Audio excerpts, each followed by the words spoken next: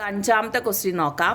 From a solid sphere of radius 10 cm, a cone of height 16 cm is carved out. What fraction of the volume of the sphere is the volume of the cone? 10 centimetre ആരമുള്ള കട്ടിയായ ഒരു ഗോളത്തിൽ നിന്ന് 16 centimetre ഉയരവും പരമാവധി വലിപ്പവുമുള്ള ഒരു വൃത്തസ്തൂപിക വെട്ടിയെടുക്കുന്നു. സ്തൂപികയുടെ വ്യാപ്തം ഗോളത്തിൻ്റെ വ്യാപ്തത്തിൻ്റെ എത്ര ഭാഗമാണ്? അപ്പോൾ ഇവിടെ എന്താണ് പറയുന്നത്? 10 സെൻറ്റിമീറ്റർ ആരമുള്ള കട്ടിയായ ഒരു ഗോളത്തിൽ നിന്ന് 16 സെൻറ്റിമീറ്റർ ഉയരവും പരമാവധി വലിപ്പവുമുള്ള ഒരു വൃത്തസ്തൂപിക വെട്ടിയെടുക്കുന്നു. ഗോളത്തിൽ നിന്നാണ് നമ്മളിവിടെ വൃത്തസ്തൂപിക വെട്ടിയെടുക്കുന്നത്. ഇനി എന്താ പറഞ്ഞേക്കുന്നത്? സ്തൂപികയുടെ വ്യാപ്തം ഗോളത്തിൻ്റെ വ്യാപ്തത്തിൻ്റെ എത്ര ഭാഗമാണെന്നാണ് കാണേണ്ടത്. അപ്പോൾ ആദ്യം നമുക്ക് റേഡിയസ് ഓഫ് സ്പിയറിൻ്റെ റേഡിയസ് എന്ന് പറയുന്നത് എത്രയാണ്? 10 സെൻറ്റിമീറ്റർ. റേഡിയസ് ഓഫ് കോൺ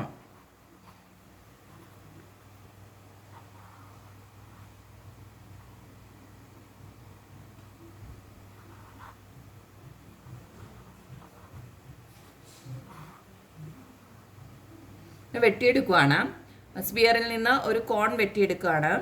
വെട്ടിയെടുക്കുമ്പോൾ നമുക്ക് എന്ത് വരും? റേഡിയസ് ഓഫ് ദ കോൺ എന്ന് പറയുന്നത് root of 10 square minus 16 minus 10 the whole square equal to root of 10 square minus 6 square വരും equal to root of 100 minus 36 വരും equal to root of 64 equal to 8 വരും. അപ്പോൾ radius of the cone എന്ന് പറയുന്നത് 8 ആണ്. ഇനി വോളിയം ഓഫ് സ്പിയർ.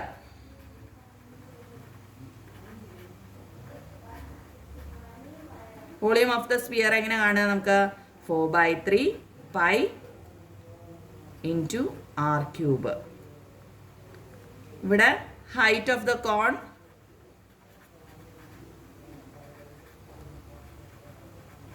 എന്ന് പറയുന്നത് 16 സെൻറ്റിമീറ്റർ ആണ്.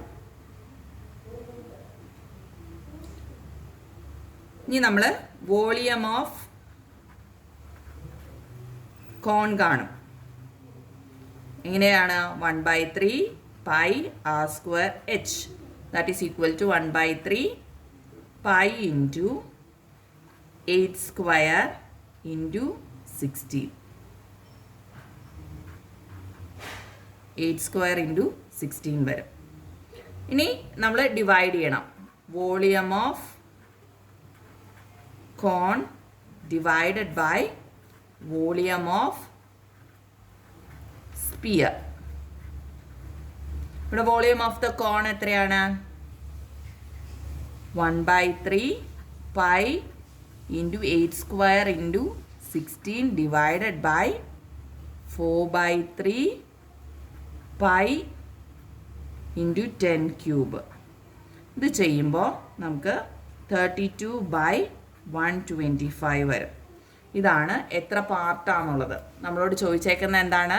ഒരു വൃത്തസ്തൂപിക വെട്ടിയെടുത്തു, സ്തൂപികയുടെ വ്യാപ്തം ഗോളത്തിൻ്റെ വ്യാപ്തത്തിൻ്റെ എത്ര ഭാഗമാണെന്ന് ചോദിച്ചേക്കണം. അതാണ് നമ്മൾ volume of the cone divided by volume of the sphere ചെയ്ത്. അപ്പോൾ 32/125 ഭാഗമാണെന്ന് നമുക്ക് കിട്ടി.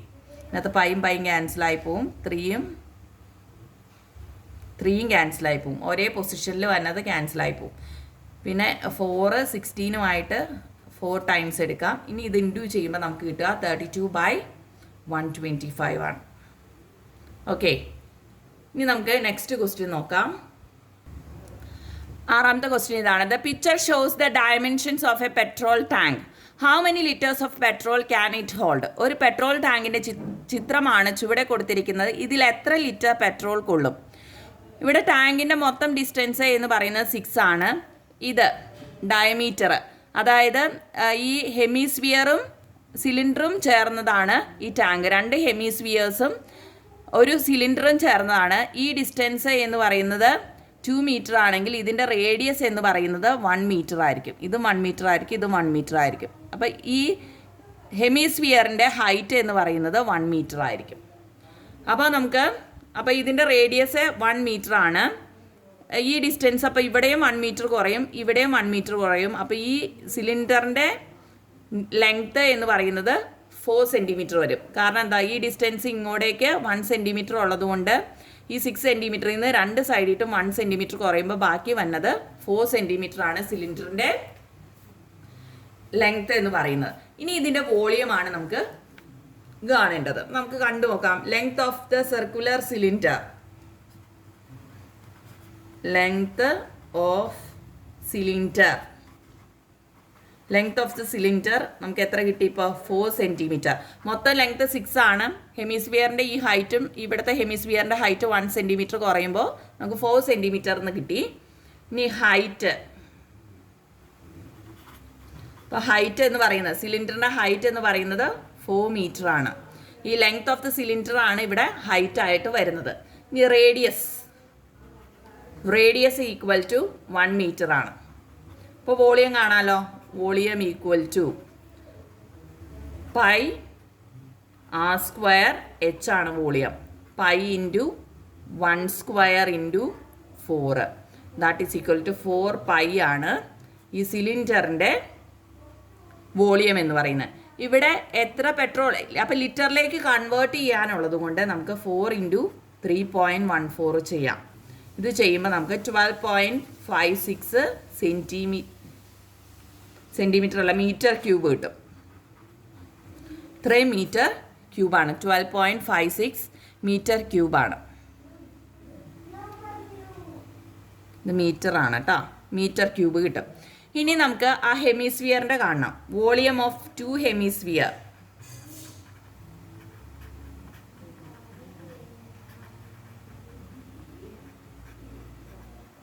ഒരേ മാതിരിയുള്ള 2 ഹെമിസ്ഫിയർ ആകുമ്പോൾ വോളിയം ഓഫ് സ്പിയർ കണ്ടാൽ മതി. Volume of a sphere that is equal to 4/3 pi R cube. That is equal to 4/3 into pi into 1 cube. ഇത് ചെയ്യുമ്പോൾ 4/3 into 3.14 വരും. That is equal to 4.19 metre ക്യൂബാണ്. ഇനി എത്ര ലിറ്റർ പെട്രോൾ കൊള്ളും എന്നുള്ള, litres of petrol the tank can hold.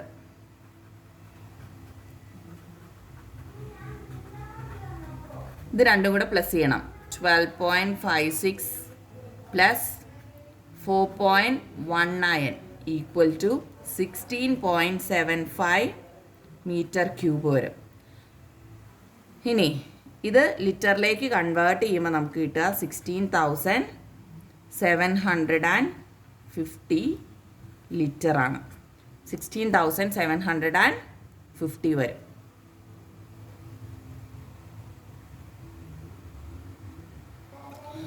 അടുത്ത 7ാമത്തെ ക്വസ്റ്റ്യൻ നോക്കാം. A solid sphere is cut into 2 hemisphere, from one a square pyramid and from the other a cone, each of maximum possible size are carved out. What is the ratio of the volumes? കട്ടിയായ ഒരു ഗോളം 2 അർദ്ധഗോളങ്ങളായി മുറിച്ച് ഒന്നിൽ നിന്ന് പരമാവധി വലിപ്പമുള്ള സമചതുര സ്തൂപികയും മറ്റൊന്നിൽ നിന്ന് പരമാവധി വലിപ്പമുള്ള വൃത്തസ്തൂപികയും മുറിച്ചെടുക്കുന്നു. ഇവയുടെ വ്യാപ്തം തമ്മിലുള്ള അംശബന്ധം എന്താണ്? അപ്പോൾ അർദ്ധവൃത്തത്തിൽ നിന്ന് ഒരെണ്ണം, അതായത് ആദ്യം ഒരു സ്പിയറാണ്, അതിനെ 2ആയിട്ട് ഭാഗിച്ച് 2 അർദ്ധവൃത്തങ്ങളാക്കും, ഹെമിസ്ഫിയേഴ്സ് ആക്കും. അതിനുശേഷം ഒരു ഭാഗത്തിൽ നിന്ന് എന്താണ്, സമചതുര സ്തൂപിക സ്ക്വയർ പിരമിഡും, രണ്ടാമത്തേന്ന് ഏറ്റവും മാക്സിമം ആയിട്ടുള്ള സ്ക്വയർ പിരമിഡും, രണ്ടാമത്തേന്ന് കോണും വെട്ടിയെടുക്കുക, കാർവ് ചെയ്തെടുക്കുകയാണ്. അവയുടെ രണ്ടിൻ്റെയും റേഷ്യോയുടെ റിലേഷനാണ് നമുക്ക് അറിയേണ്ടത്. അപ്പോൾ ആദ്യം volume of the sphere,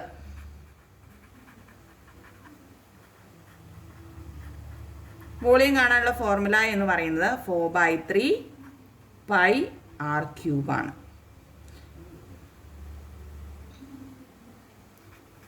volume of square pyramid,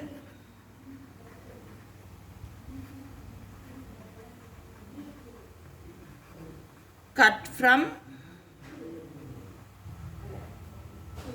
first hemisphere.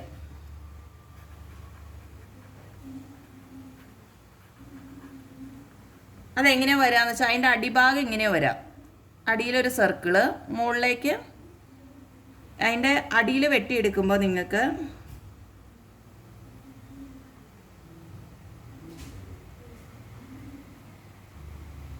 ഇങ്ങനെ വരും.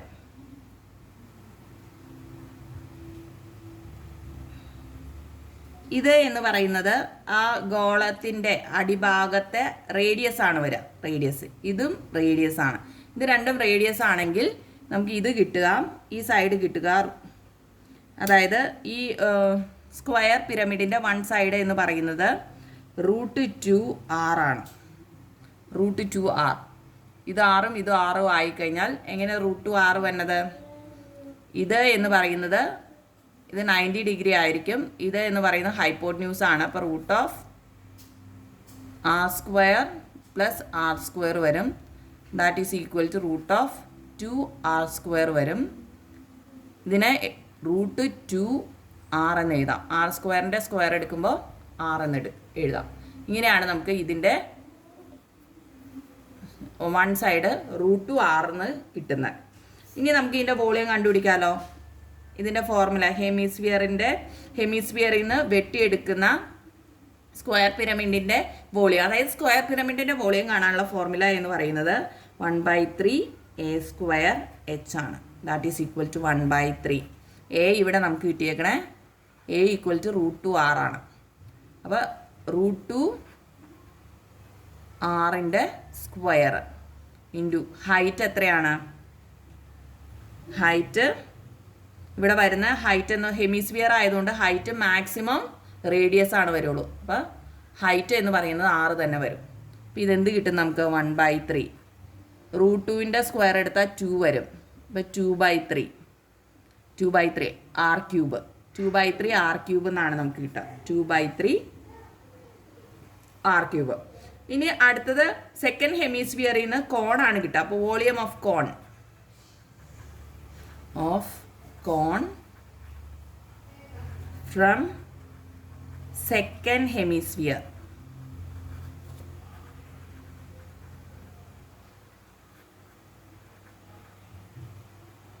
അതായത് കോണിൻ്റെ അടിഭാഗം സർക്കിൾ തന്നെ ആയതുകൊണ്ട് ആ സെയിം തന്നെ വരും. അത് 1/3 πr² ആണ് അതിൻ്റെ ഫോർമുല. ഇവിടെ നമ്മൾ ഇത് സ്മോൾ r ആയിട്ടല്ലേ എടുക്കുക. 1/3 π × r² × r തന്നെ വരും. അപ്പോൾ 1/3 πr³ വരും. ഇനി ഇതിൻ്റെ റേഷ്യോ എടുക്കണം. റേഷ്യോ എടുക്കുമ്പോൾ എങ്ങനെ വരും? Ratio of volumes